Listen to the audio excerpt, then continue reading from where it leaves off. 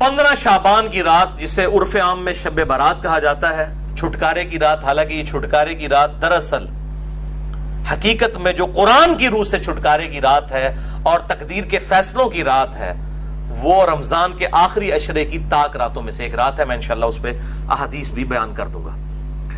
بہرحال یہ 5 احادیث پبلک میں مشہور ہیں، 5 کی 5 ضعیف ہیں۔ سن لیجئے، پہلی حدیث جامعہ ترمذی اور سنن ابن ماجہ سے ہے، مشکات میں ہے 1299، بڑی مشہور حدیث ہے۔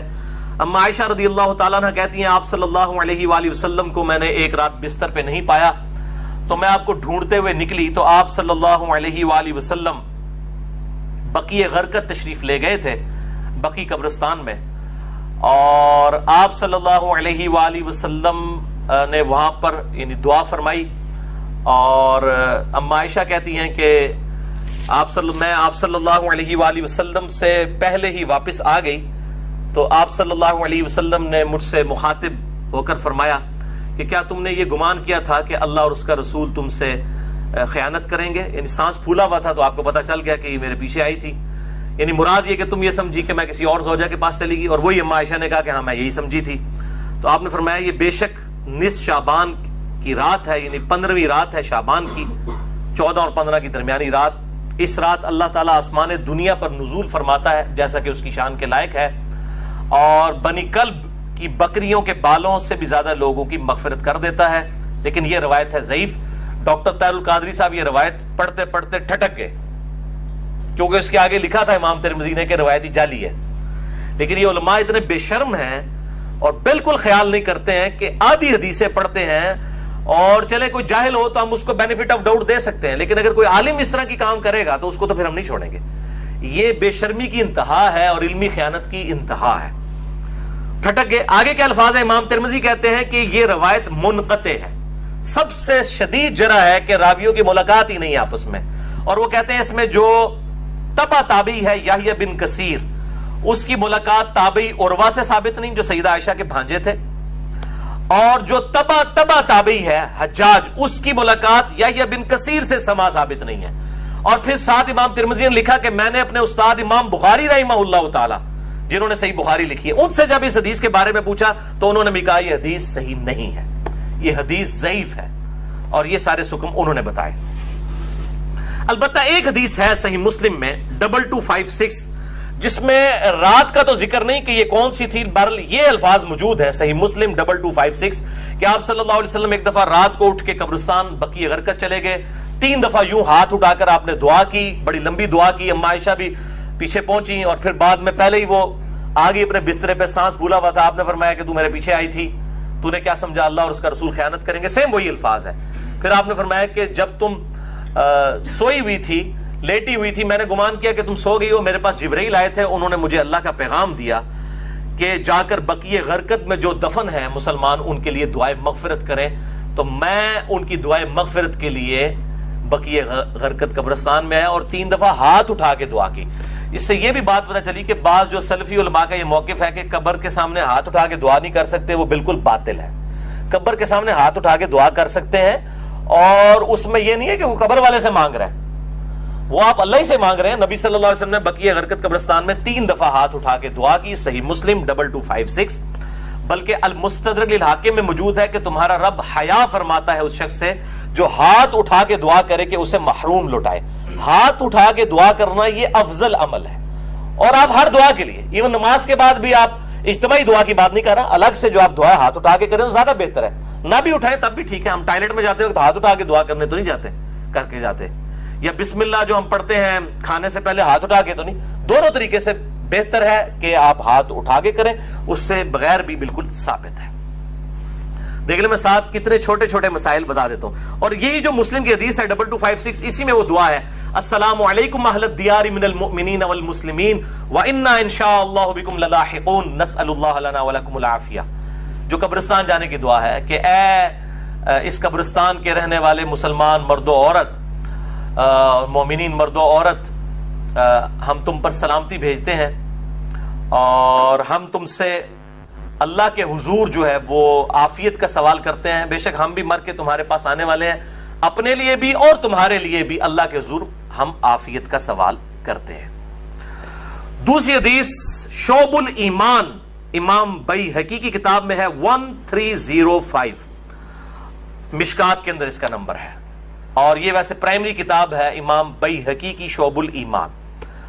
ام عائشہ کہتی ہیں کہ 15 شعبان کی رات تھی، اس کے بارے میں آپ صلی اللہ علیہ وآلہ وسلم نے فرمایا کہ 15ویں رات کو اس سال پیدا ہونے والے اور اس سال فوت ہونے والوں کے نام لکھ دیے جاتے ہیں، اسی رات اعمال اوپر چڑھتے ہیں اور لوگوں کا رزق بھی لکھ دیا جاتا ہے۔ یہ سارے فضائل قرآن کے اندر سورہ القدر سورت نمبر 97 میں تقدیر کے فیصلے کی رات اور سورہ الدخان کے اندر شب قدر کے بارے میں آئے ہیں۔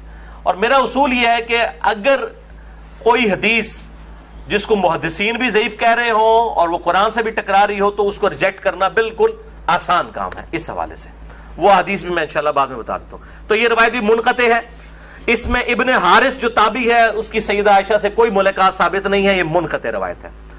اور دوسرے طریق میں ابن کثیر العبدی ضعیف راوی ہے۔ البتہ جو شعبان میں اعمال اللہ کے حضور چڑھائے جاتے ہیں وہ حدیث ٹھیک ہے، سنن نسائی 2359 جو اعمال آلریڈی ڈسکس کر چکے ہیں۔ تیسری حدیث سنن ابن ماجہ سے ہے 1306، مشکات کے اندر اس کا نمبر ہے، اور اس حدیث کو وہ ضعیف جمع ضعیف برابر ہے حسن کا فارمولہ لگا کے شیخ البانی نے صحیح کہا ہوا ہے۔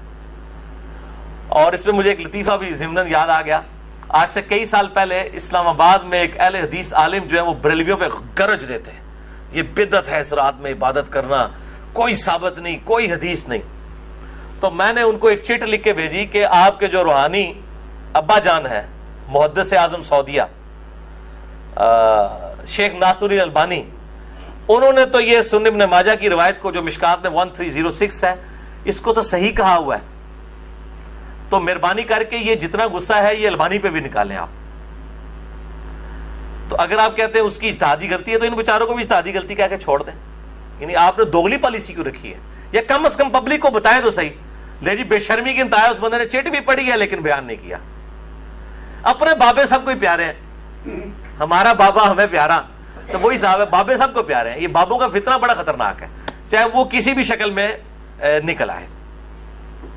تو یہ مجھے ضمناً بات یاد آ گئی اسی حدیث کے حوالے سے۔ ابو موسیٰ اشعری رضی اللہ تعالیٰ عنہ کہتے ہیں کہ نبی صلی اللہ علیہ وسلم نے فرمایا، بے شک اللہ تعالیٰ شعبان کی 15ویں رات اپنے بندوں پر خصوصی توجہ فرماتا ہے اور تمام مخلوق کو بخش دیتا ہے سوائے نمبر 1 مشرک کے اور نمبر 2 کینہ رکھنے والے کے۔ یہ انتہائی سخت ضعیف روایت ہے اور اس میں کئی حکم ہیں۔ نمبر 1 زبیر بن مسلم اور عبد الرحمن مجہول راوی ہیں، ان نون راوی ہیں، جن کا کوئی یعنی لاپتہ راوی ہیں، جن کا کوئی تعارف نہیں ہے۔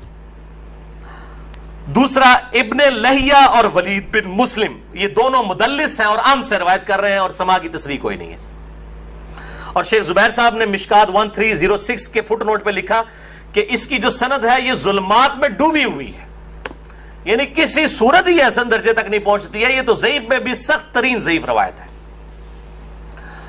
اور اس میں پھر اب وہ 11,000 وولٹ والی روایت یہاں پہ بیان کر دوں جو کہتے ہیں ہم صحیح اور ضعیف کا فرق نہیں کرتے، اور میری مجبوری ہے، اس کے بغیر یہ دماغ میں ڈرل نہیں ہوتا یہ روایت میں بیان نہ کروں تو۔ مشکات میں ہے 4902 مسند احمد اور امام بخاری کی الادب المفرد کے حوالے سے۔ امام بخاری کی بھی ساری حدیثیں صحیح نہیں ہیں، صرف صحیح بخاری کی روایتیں صحیح ہیں، الادب المفرد میں یہ ضعیف روایت ہے۔ اور اگر ہم وہ ڈاکٹر تعلق قاضی صاحب کہتے ہیں ہم امام حنیفہ کے مقلد ہیں، آپ بخاری کے مقلد ہیں، اگر ہم بخاری کے مقلد ہو تو اس روایت کو صحیح مانیں۔ مشکات میں 4902 ہے کہ جو شخص اپنے جہلی نسب پر فخر کرے تو اس کو پھر تم کہو کہ تم اپنے جہلی نسب پہ فخر کرتے ہو، اسے کہو کہ اپنے باپ کی شرمگاہ کاٹ کے اپنے منہ میں رکھ لے، نعوذ باللہ من ذالک۔ اور یہ بات اس سے کنایے سے نہ کرو، ڈائریکٹ کرو۔ اتنی بےہودہ بات آپ صلی اللہ علیہ وسلم کبھی کہہ سکتے ہیں؟ وَإِنَّكَ لَعَلَىٰ خُلُقٍ عَظِيمٍ، اخلاق کے بلند ترین درجے پہ فائز۔ اور بخاری اور مسلم کی حدیث کہ آپ صلی اللہ علیہ وآلہ وسلم میں کنواری لڑکیوں سے زیادہ شرم و حیا تھی، وہ اس قسم کی بات کر سکتے تھے؟ اس میں بھی یہی حکم ہے، اس میں حسن بصری مدلس ہیں اور ان سے روایت کر رہے ہیں، اور صحیح مسلم کے مقدمے میں موجود ہے کہ مدلس کی ان والی روایت سما کی تصریح کے بغیر ضعیف ہوگی۔ مسئلہ نمبر 36 میرا سن لیں، ضعیف الاسناد اور من گھڑت احادیث کے فتنے کا تحقیقی جائزہ، جسے شوق ہو تو یہ میں نے الزامی جواب پھکی کے طور پہ یہ اینٹی وانم دیا تھا یہ والی روایت۔ چوتھی حدیث مسند احمد سے ہے، مشکات میں ہے 1307، عبداللہ ابن عمر بن عاص، سیم الفاظ ہیں وہی کہ 15ویں رات کو سب کی مغفرت ہو جاتی ہے، لیکن اس میں الفاظ ہیں سوائے خودکشی کرنے والے کے اور کینہ رکھنے والے کے. لیکن اس میں ابن لہیہ جو ہے وہ مدلس، اس میں تو نہیں ہے، ویسے وہ مدلس راوی ہیں، لیکن اس میں ان کی روایت اختلاط کے بعد کی ہے، یعنی جب ان کا حافظہ بگڑ گیا تھا. یہ امام حاکم نے المستدرک الحاکم میں کئی روایتوں کو بخاری مسلم کی شرط پہ صحیح کہا ہے، اور بات بھی صحیح ہے کہ بخاری اور مسلم کے راویوں سے وہ حدیثیں ہیں، لیکن ان میں کئی راوی ایسے ہیں، کئی صحابہ بھی ایسے ہیں کہ وفات سے پہلے وہ اپنی حدیثوں کو مکس کر جاتے تھے، حافظہ کمزور پڑ گیا. تو اگر راوی ثقہ ہو، بعد میں اس کا حافظہ بگڑ جائے، تو اس کے حافظہ بگڑنے سے پہلی والی روایتیں جو ہوں گی وہ صحیح ہوں گی، بعد والی ضعیف ہوں گی. یہ بعد والی ہے کیوں؟ جو راوی ان سے یہ روایت بیان کر رہا ہے اس کی ملاقات ان کا حافظہ بگڑنے کے بعد ہوئی ہے، وہ پہلے کا راوی نہیں ہے.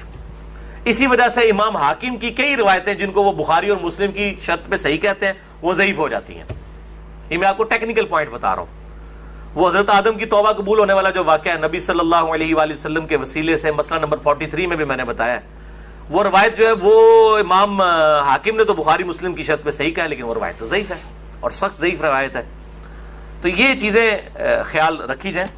اور یہاں پہ میں ایک ضمناً اور بات بھی عرض کر دوں کہ یہ اہل تشیع کے ہاں بھی شعبانیہ منایا جاتا ہے 15 شعبان کی رات کو.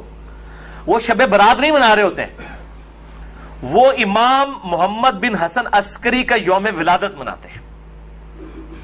ان کے ہاں بھی یہ کانسیپٹ نہیں ہے شب برات والا، لیکن وہ ہمارے بریلوی بھائی خوش ہو رہے ہوتے ہیں کہ انہوں نے بھی لائٹنگ کی ہوئی ہے، ہم نے بھی کی ہے، تے سنی شیعہ دا اجماع بنا لیندے نے. دیکھو اجماع کوئی نہیں ہے، وہ اپنے چکر چ ہوندے، تسی اپنے چکر چ ہوندے ہو، ٹھیک ہے؟ تے اسی اپنے چکر چ اسی اپنی آخرت دی فکر چ. تو وہ امام محمد بن حسن عسکری کا یوم ولادت. 5ویں حدیث سنن ابن ماجہ سے ہے، مشکات میں 1308.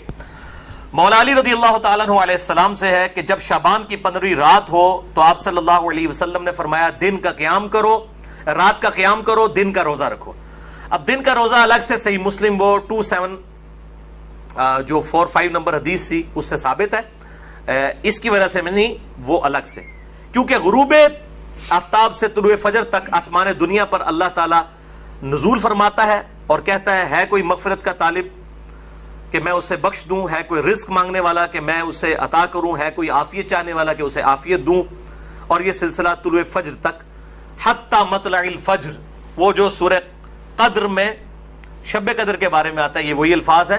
یہ روزانہ ہوتا ہے، تہائی رات آخری جب رہ جاتی ہے. بخاری مسلم کے حوالے سے میں حدیث بیان کر چکا ہوں. تو 15 شعبان کا روزہ جو ہے وہ معاملہ بالکل الگ ہے. اس حوالے سے اور کئی روایتیں ہیں. شیخ زبیر علی رحمہ اللہ تعالیٰ نے ایک پورا مضمون لکھا تھا جو مقالات کی پہلی جلد کے اندر وہ مضمون موجود ہے، جسے شوق ہے تو وہ پڑھ سکتا ہے. 14-15 صفحوں کا مضمون ہے جس میں انہوں نے یہ ساری بحثیں اس کی ضعیف روایتوں کے حوالے سے کی ہیں، اور انہوں نے ہی ایک صحیح قول بھی ایک تابعی کا لکھا. لیکن چونکہ تابعی کا قول مقطوع ہوتا ہے اور تابعی اگر کوئی غیب کی بات کرے گا تو وہ ضروری نہیں کسی صحابی سے سنی ہو، وہ کسی دوسرے تابعی سے بھی سن سکتا ہے. صحابی کی غیبی خبر جو ہے نا بیان کی ہوئی وہ امپلائڈ ہے کہ نبی صلی اللہ علیہ وآلہ وسلم سے سنی ہے. صحابی کی جو مرسل ہے وہ ایکسیپٹیبل ہے، اسے ہم موقوف روایت کہتے ہیں. تابعی کی مرسل ایکسیپٹیبل نہیں، اس کو ہم مقطوع کہتے ہیں. یہ غیبی خبر سے متعلق ہے، لیکن یہ تابعی تک قول ثابت ہے. اس کا مطلب یہ ہوا کہ اس زمانے میں بھی یہ مسئلہ موجود تھا. مکحول تابعی ہیں شام کے، یہ مشہور تابعی ہیں، اور ان کے بارے میں مشہور ہے کہ اکثر مرسل روایتیں چھوٹے ہوئے واسطوں والی بیان کرتے تھے. شعب الایمان امام بیہقی کی کتاب میں انٹرنیشنل نمبر کے مطابق 3671 نمبر یہ روایت ہے. وہ کہتے ہیں کہ 15ویں شعبان کو اللہ تعالیٰ زمین والوں کی طرف متوجہ ہوتا ہے 15ویں شعبان کی رات کو، اور کافر اور کینہ رکھنے والے کے سوا سب کو بخش دیتا ہے. اب یہ روایتیں اتنی زیادہ ہیں کہ اس کی وجہ سے بعض اہل حدیث علماء کا بھی یہ موقف ہے کہ کچھ نہ کچھ اس کی اصل موجود ہے.